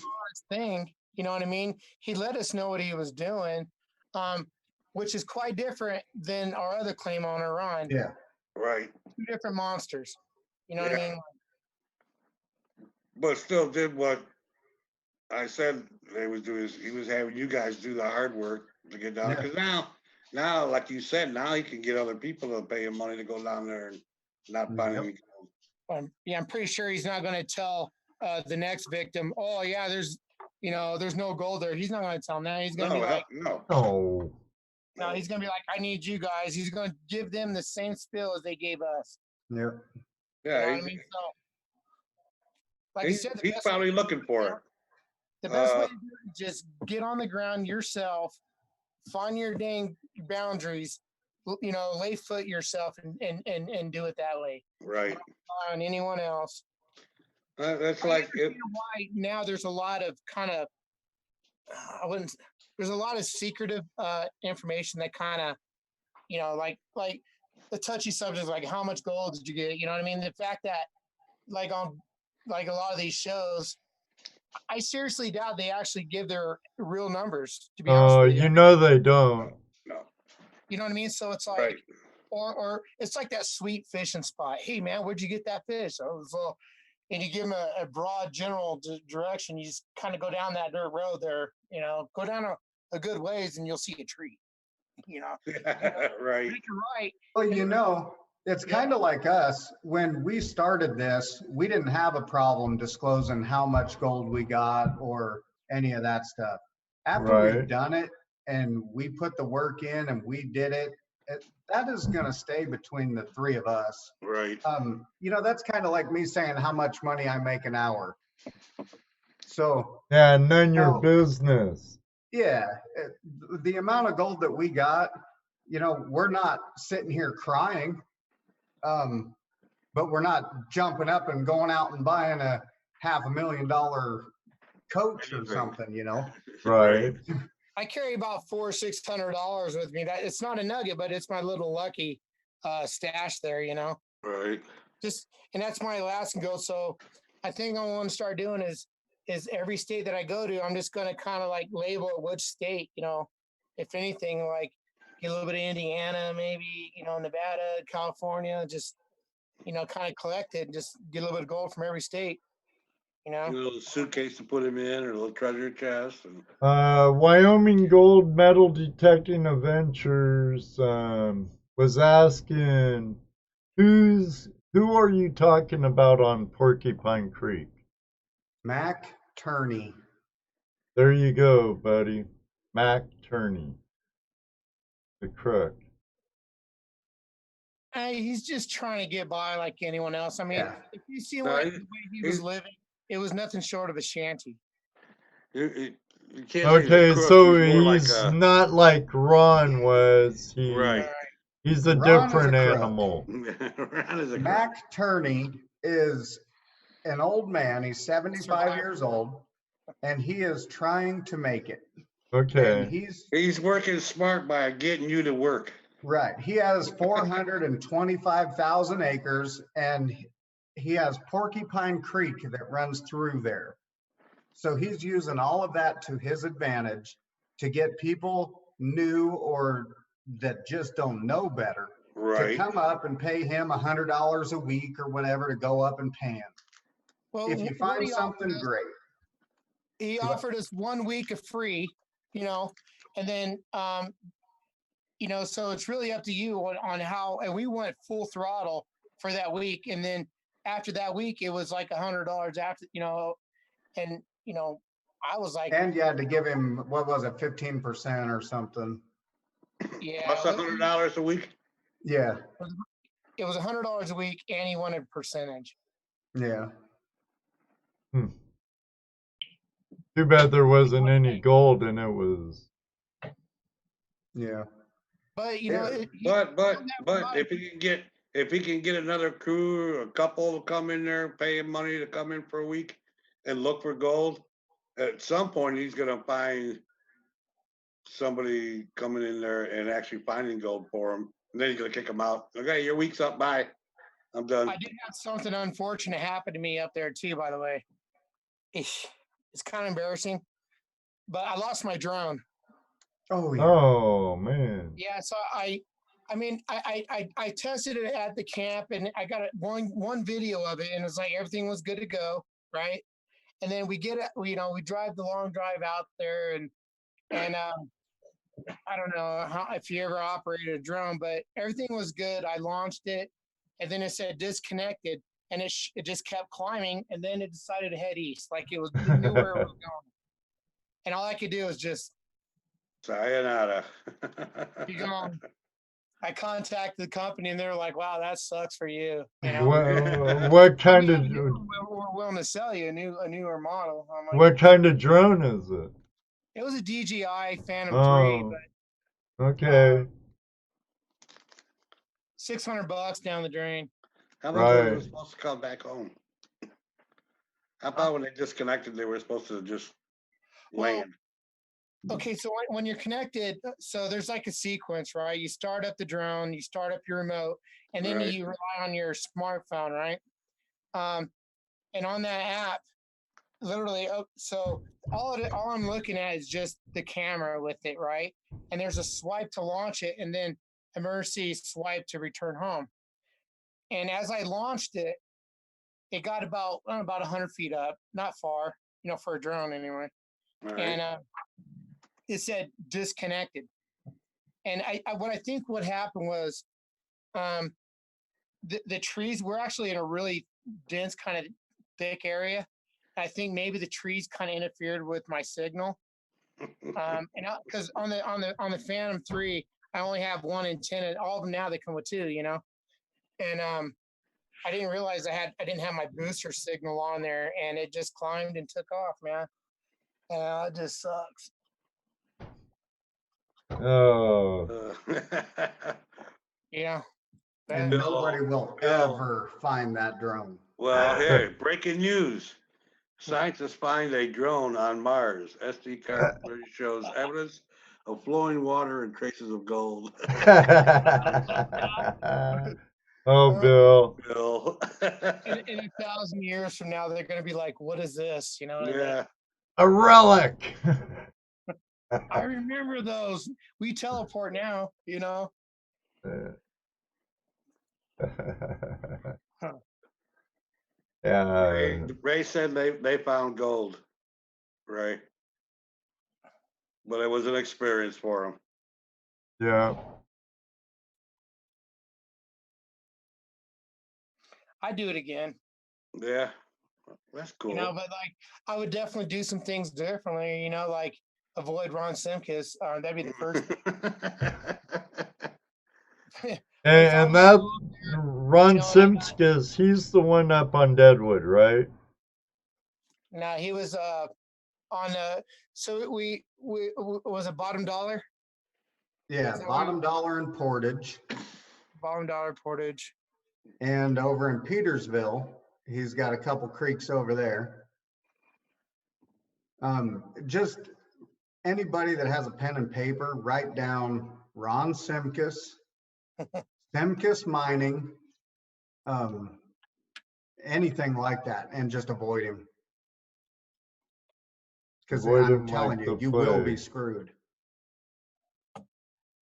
I don't like talking ill of people, but when they clearly deceive you, and you know, and apparently he has a history with other people, you know, I mean, that's not good, man. It's not good for the mining community, you know what I mean? If there's one really good thing about all this, like I said, I mean, obviously, you know, the gold is like what we're all after, Right.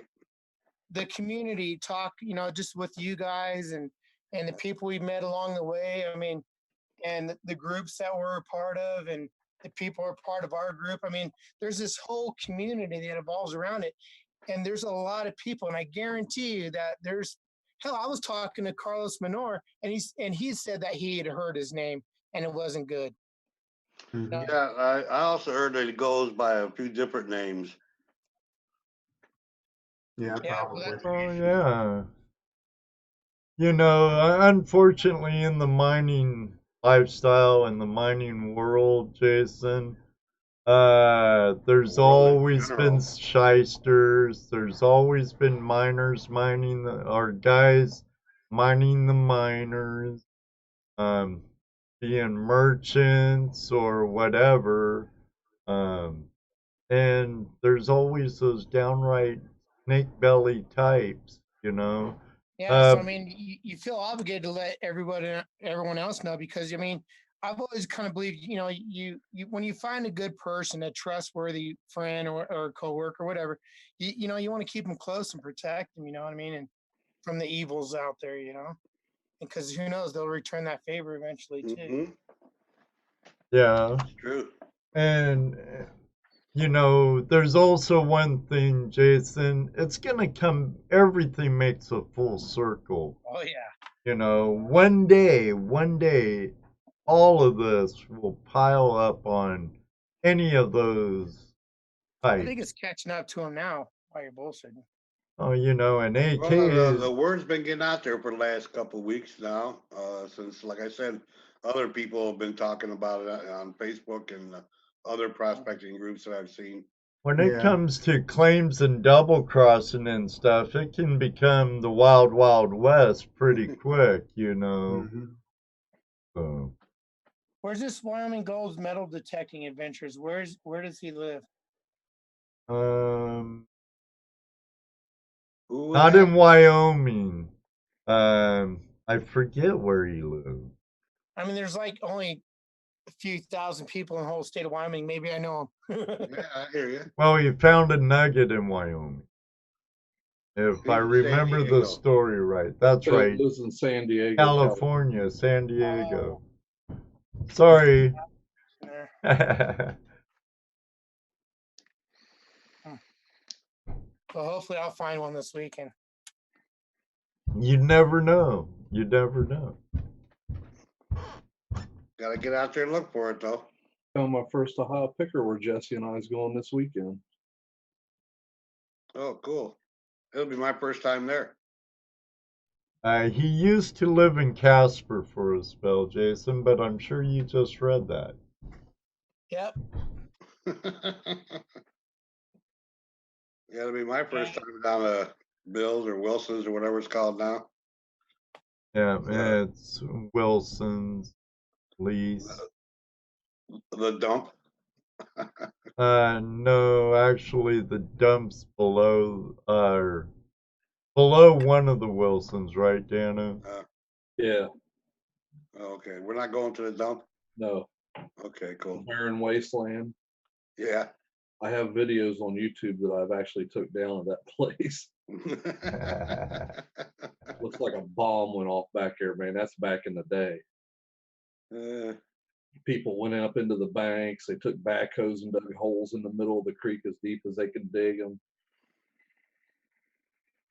Oh, HD Shovelhead said he got skunked in Alabama at the new GPAA claim. Wow, really? I heard just the opposite. Yeah, I was gonna say, Jesse said they've I heard that been they've been good finding report. good chunky gold down there. Somebody's stealing your cons, other Ed. They're getting the gold out of them. But I have to say, Ed showed me a picture of. Oh, I shared it with you guys of Yeah, I what saw he that. That found was, at our outing. He did a lot better than Mike, you know, from M&M. So, you Is there know, any gold in Missouri? yeah, I believe there's glacial gold in Missouri. Huh. And David Villa says that's GPAA. Yeah. Well, but Top Cat, he's found some pretty good pickers on a GPAA claim in the mother lode. Yes, he has. The other Ed says he saw some gold there, just didn't find any. Yeah, that happens too. It's a game of inches, literally. It can be a game of inches. Yep. Like Sometimes I say, those pay streaks are bigger than others. yep. Like I say, it could be a foot to $1 million or a million feet to $1. Yeah, buddy, definitely. Definitely. Yeah, I'm hoping next summer I'm gonna take a trip to California and meet up with a buddy that I was served with, and along the way, as I was gonna do a little bit of prospecting along the way there, hit up Arizona and Nevada maybe, and do some California maybe. That'd be the place to do it. It's been a couple weeks to do it. I'm gonna get me a new metal detector. And, try that out. Oh, you mean swinging for gold nuggets? Is that what you wanting Yeah. to do? Yeah, I'm gonna do some metal detecting in the deserts. If you can hook up with the guy, nugget shooter, Bill, Bill, it's Bill Sutherland, I think his name is. Oh, Bill Sutherland, yeah. He does pretty good, him and his wife. They've been coming in our live chat the last few. So you never know, they might show up. But I doubt it because we're getting close to that time. No gold in Wisconsin either. There's no gold anywhere. Didn't you know that? No. Parker got it all. Parker got it all right. He didn't leave any for anyone else. Now he's got to go to other countries to find it. Well, at Nugget least shooter Bill. ride the wave while you can. It Yep. won't last forever. Well, Paul, I really appreciate you being here. Jason, same with you. It's been a pleasure every time you guys been on. And I've enjoyed hearing about your adventure. But my friend Jim over at Video Call-In Show, I like to support his channel. He's a friend of ours now and a member of the Flash fam. Go Bob. So we're gonna have a flash raid again, Bob Dip. Yes, buddy. And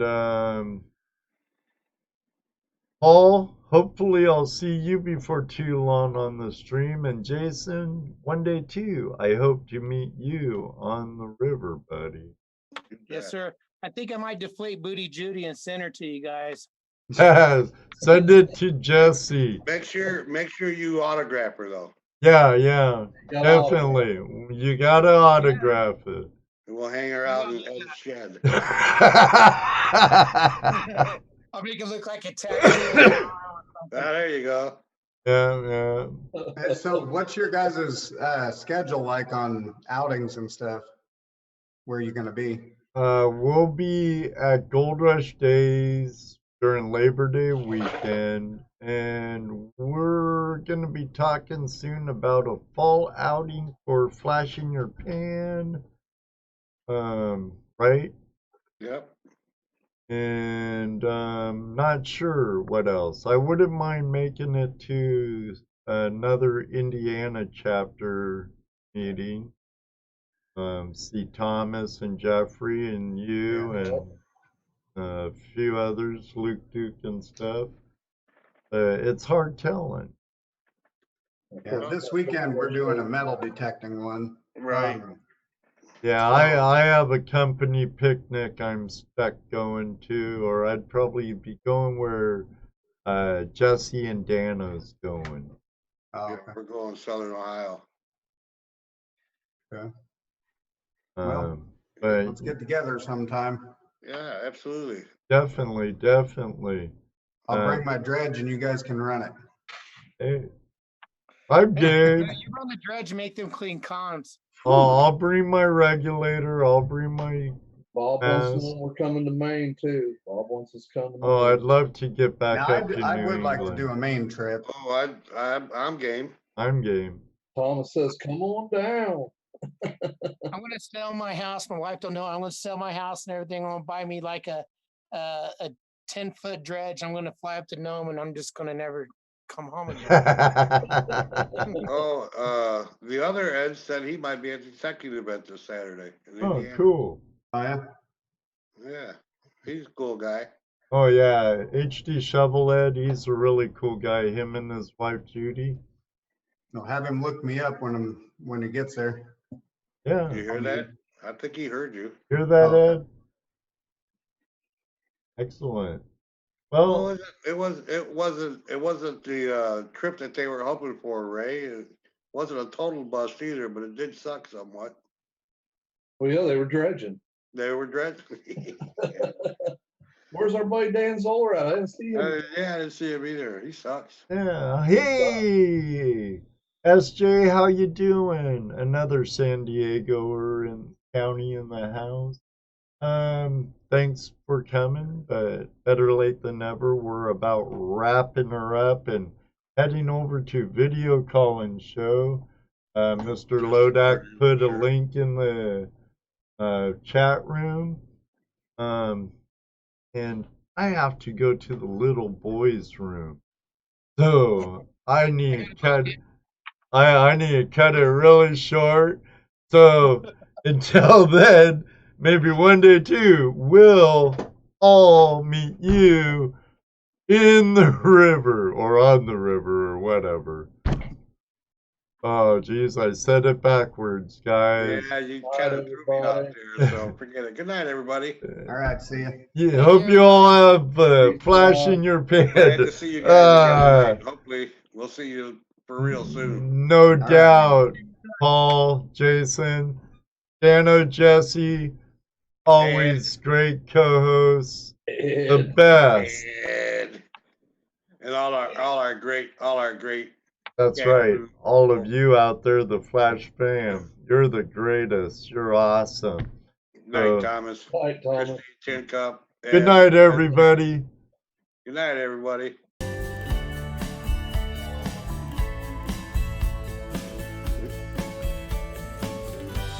Jumped the gun on.